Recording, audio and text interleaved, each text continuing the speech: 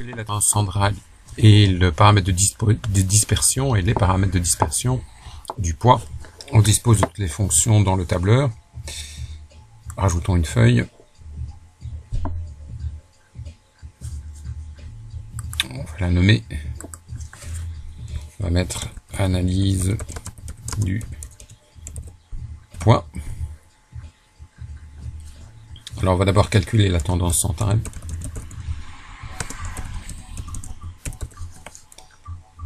Tendance centrale, on va le mettre comme un titre en gras souligné. Alors le premier paramètre de tendance centrale, c'est la moyenne. Et la fonction pour la moyenne, c'est average. Et on choisit le champ dont on veut calculer la moyenne. Et voilà. 67. On n'affiche pas toutes ces virgules. Une virgule, ça suffit largement. Donc 67,3. Alors comme on est amené à plusieurs fois sélectionner le même champ, une petite astuce facultative, mais qui est bien pratique, c'est de nommer un champ, et quand on a besoin de ce champ, de l'invoquer par son nom. Allons-y pour cette astuce. Donc, on va nommer le champ. Le champ qu'on doit nommer, ce sont tous les poids. Donc, on va sélectionner tous les poids, du premier jusqu'au dernier. Et puis, il y a plage nommée. Et on va donner un nom à ce champ. On va l'appeler les poids. Et quand on aura besoin des poids, il suffira d'invoquer son nom. Plage nommée. Donc par exemple, pour l'analyse des poids, à la place de mettre average et de sélectionner le champ, il est plus facile de mettre égal average.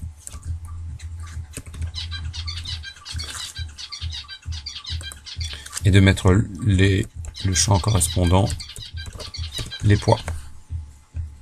Ça va nettement plus vite. Deuxième paramètre de position, c'est la médiane, paramètre de tendance centrale, la médiane.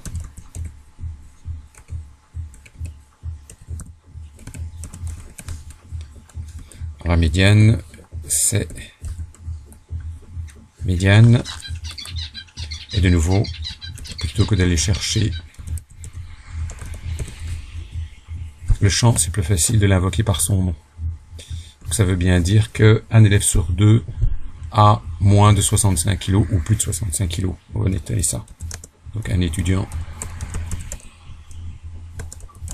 sur 2 a plus ou moins de 65 kg. La moyenne, le poids moyen étant de 67,3 kg. Il n'y a pas de raison que la médiane et que la moyenne soient égales. On va formater ça pour que ça soit plus propre, centré à gauche. Celui-là, on va le justifier à droite. Voilà. Ici, on va rajouter les 2 points. Voilà les 2 seuls paramètres de tendance centrale que l'on a. Vous remarquez aussi que le logiciel gère la valeur manquante puisqu'il manque un poids moyen. Après les tendances centrales, il y a les paramètres de dispersion. On va copier le format.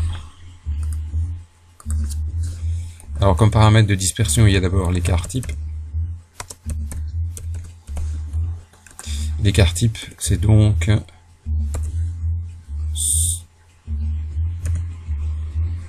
standard deviation, et attention avec celui avec le P. Et de nouveau, il est plus facile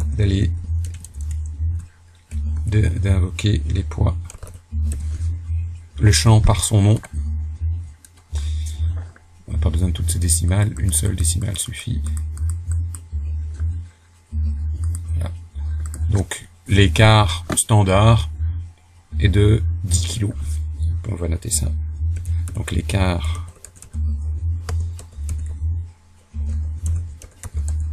standard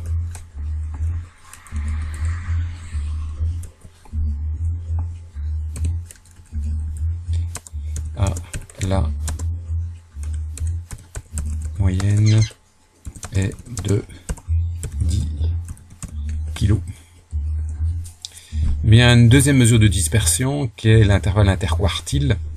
Pour ça, on a besoin de calculer les deux quartiles. Le premier quartile, on a l'habitude d'appeler Q1, et c'est quartile. Le champ dont on veut calculer, c'est les quartiles des poids, et ce dont on a besoin, c'est le premier quartile, et on a besoin du troisième quartile.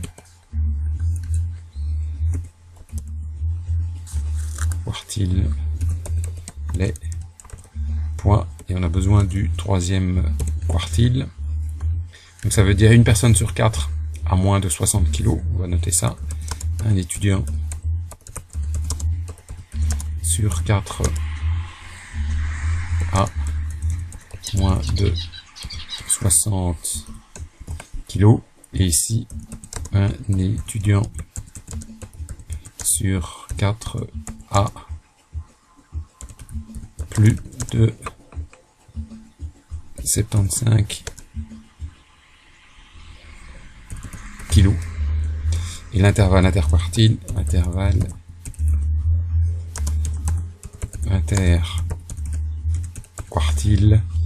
lui, il est de le troisième quartile moins le premier, 15 kg. Donc, un étudiant sur 2 est compris entre 75 et 65 kg. C'est une autre mesure de dispersion. Donc, le 15 kg est à comparer avec l'écart type de 10 kg. Alors, les deux valeurs intermédiaires ne sont pas à proprement parler des mesures de dispersion. On va les masquer. L'intervalle interquartile. Voilà. Et le format qui se trouve ici, on va le copier là.